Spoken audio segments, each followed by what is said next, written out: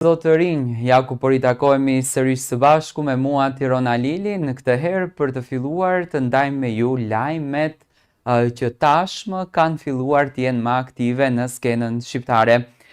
Fillimisht njëherë ju uroj të gjithëve një ditë të mbar, ju uroj të gjithëve një ditë të bukur, me lajme sa më shumë pozitive të dëgjoni për veten, nga pritshmëritë e juaja dhe nga qëllime që në fakt ju keni.